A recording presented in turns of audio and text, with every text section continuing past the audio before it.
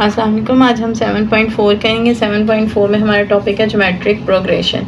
Geometric progression या geometric sequence हमारे पास किस तरह से होता है कि हम एक स्पेसिफिक नंबर, जैसे हमारे पास फर्स्ट टर्म अगर A1 है तो सेकंड में अगर हम A1 के साथ R मल्टीप्लाई कर देते हैं, थर्ड में हम R का स्क्वायर मल्टीप्लाई कर देते हैं। इसी तरह से हम लोग R की पावर को इंक्रीज़ करके मल्टीप्लाई करते जाते हैं तो हमारे पास ज्योमेट्रिक प्रोग्रेशन बनती जाती है। यहाँ पे ये R क्या होता है, ये कॉमन रेशो है। R हमारे पास कॉमन रेशो है। इसका फॉर्मूला होता है A2 डिवाइडेड बाय A1, यानी सेकेंड टर्म को अगर आप फर्स्ट टर्म से डिवाइड कर दो तो ये आपके पास उसकी एक कॉमन रेशो आ जाएगी। इसका nth टर्म का फॉर्मूला होता है an is equals to A1RN-1। ये हमारे पास इसकी nth टर्म का फॉर्मूला है। अगर आपको ये पता हो तो आप इजीली क्वेश्चंस को सॉल्व कर सकते हैं। इसमें आपको फर्स्ट टर्म चाहिए, इसमें आपको नंबर ऑफ टर्म चाहिए और इसमें आपको r की वैल्यू चाहिए। अब जैसे हमारे पास फर्स्ट क्वेश्चन है, फर्स्ट क्वेश्चन में सीक्वेंस हमें दिया हुआ है 2, 8, 32 अप टू सो ऑन, और हमसे कह रहे हैं find seventh term. Seventh term find करने के लिए दी हुई है। अब यहाँ पे हमारे पास फर्स्ट टर्म क्या है 2 और सेकंड टर्म क्या है 8, थर्ड टर्म क्या है 32। हमारे पास सिर्फ 3 टर्म्स गिवन है और हमसे ये कह रहे हैं कि सेवन्थ टर्म फाइंड करें, तो हम लोग R फाइंड करेंगे। R का फॉर्मूला हमारे पास A2 divided by A1, A divided by 2 which is equals to 4। अब हमारे पास R भी आ गया। हमारे पास A1 इज इक्वल्स टू 2 है, R हमारे पास 4 है और N हमें खुद ही बता दिया वो क्या है 7 है, वो हम लोगों ने यहाँ पे पुट कर दिया। अब तीनों चीज़ें हमारे पास आ गई, फॉर्मूले में पुट करेंगे। AN is equals to A1RN-1, N की जगह 7, A1 की जगह 2 आ जाएगा और कॉमन रेशो हमारे पास क्या थी 4, 7 - 1। ठीक, हम लोगों ने सिंपल वैल्यूज़ पुट कर दी। अब उसकी हम लोग कैलकुलेशन करेंगे। 2, 4 raised to power 7 - 1 6। अब आपके पास आ गया 2। अब आप 4 को 6 टाइम्स मल्टीप्लाई करें। 4 multiply by 4 multiply by 4 multiply by 4 multiply by 4 multiply by 4 is equals to 4096। ये आ गया। अब हम इन दोनों नंबर्स को आपस में मल्टीप्लाई करेंगे तो हमारे पास आ जाता है 12, 1 कैरी 18, 19, 1 8।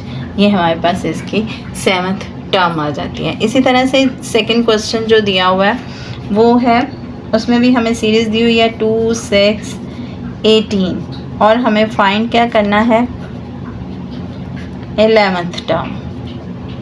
पहले 7th टर्म थी, अब 11th टर्म दे दी है। A1 हमारे पास क्या है 2, A2 हमारे पास है 6, N हमारे पास 11 है। R हमने फाइंड करना है, वो हमें फॉर्मूला आता है A2 divided by A1, 6 divided by 2 which is equals to 3। हमारे पास R भी आ गया। अब हम लोगों ने AN का फॉर्मूला लगा देना है, यानी जो हमारे पास nth टर्म का फॉर्मूला है हम लोग वो पुट करेंगे। AN is equals to A1RN-1। Values put कर देंगे आप लोग।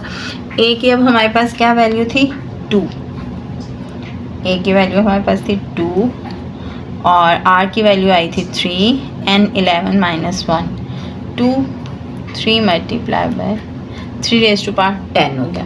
अब आपने 3 को 10 टाइम्स मल्टीप्लाई करना है अपने कैलकुलेटर पे, तो आपके पास आएगा जी आंसर, मल्टीप्लाई कर लेते हैं 3, 3, 3, ये आ गया जी हमारे पास 29049। अब इसको आप 2 से मल्टीप्लाई करोगे तो आपके पास आंसर आ जाएगा 118098। ये आपके पास 11th टर्म आ गई। ठीक है, ये आपके पास A11 आ गया, हम लोगों ने फाइंड कर लिया। अब इसी तरह से इसका थर्ड क्वेश्चन है।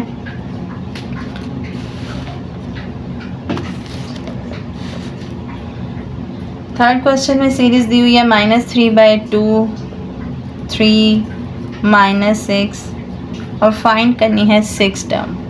Find 6th term.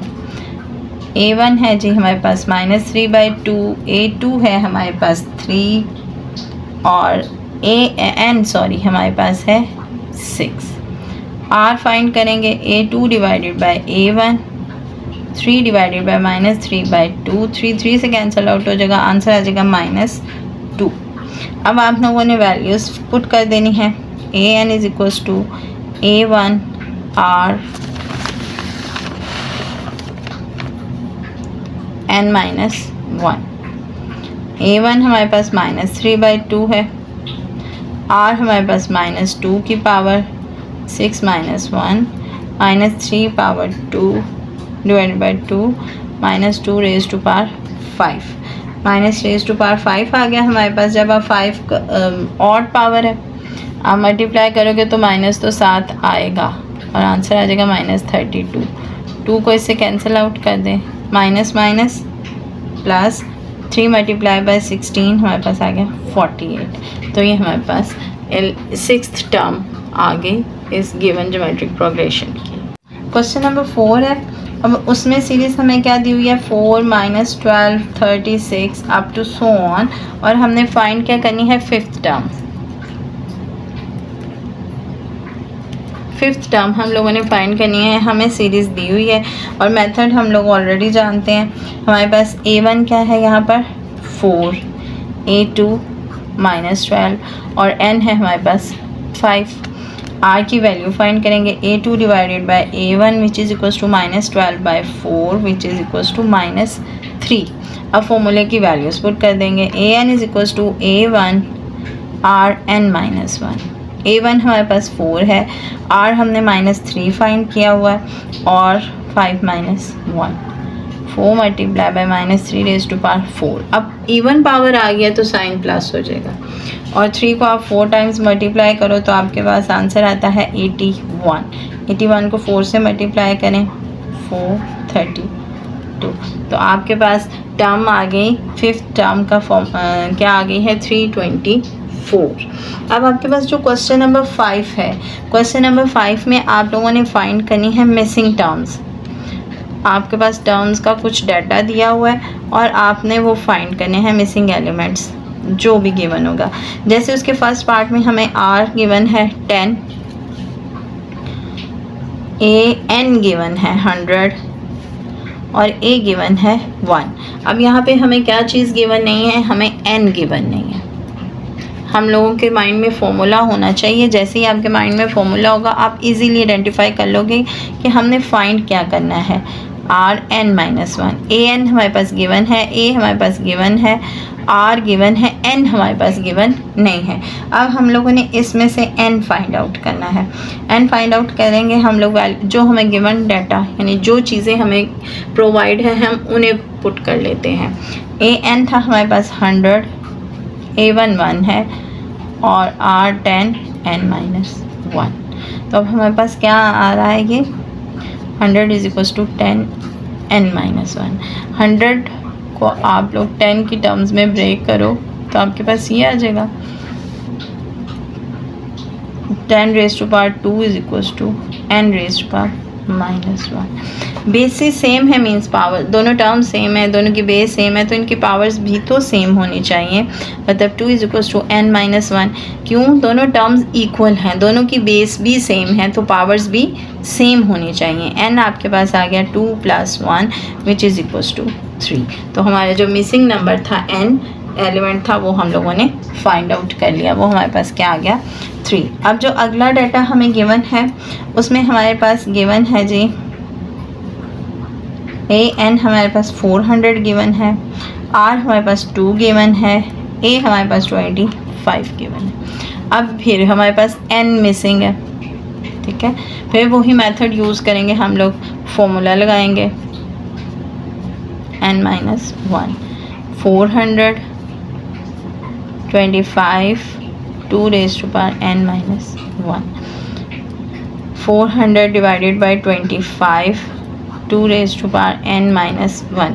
अब आपने 400 को 25 पे डिवाइड करेंगे तो आपके पास आंसर क्या आएगा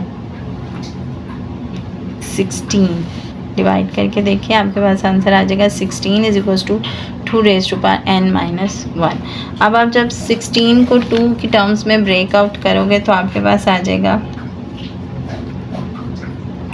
2 8 ज़ा 16, 4 2 2 1 1 2 3 4, 2 की power 4 is equals to 2 raise to power n minus 1। फिर दोनों नंबर सेम है, बेसिस सेम है तो पावर्स भी सेम होंगी। 4 is equals to n minus 1। अब 4 is equals to n minus 1 है, 1 इधर आकर क्या हो जाएगा प्लस, तो n is equals to 4 plus 1 हम लोगों को मिल गया n इज इक्वल्स टू 5। तो सेकंड जो हमारे पास पार्ट था उसमें जो हमारे पास मिसिंग एलिमेंट था वो हमारे पास क्या है 5। थर्ड पार्ट है जी जो अब इसका गिवन, उसमें हमारे पास डाटा है a है 128, r है 1/2 और an है 1/4। अगेन हमारे पास n मिसिंग है, ठीक है, यानी नंबर ऑफ टर्म्स हमारे पास मिसिंग है। फॉर्मूला लगाएंगे an is equals to a1 r n minus 1।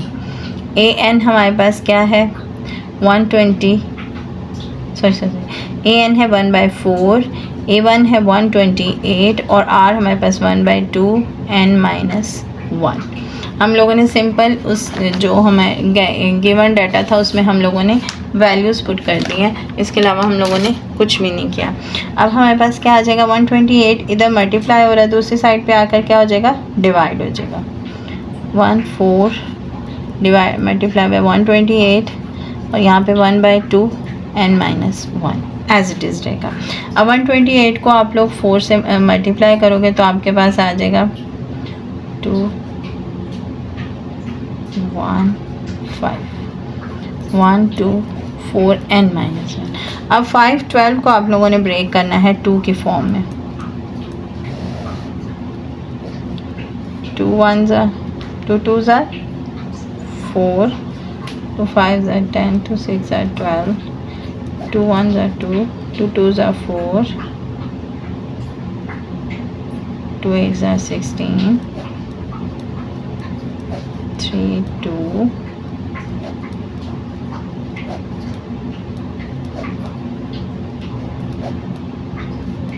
1 2 3 4 5 6 7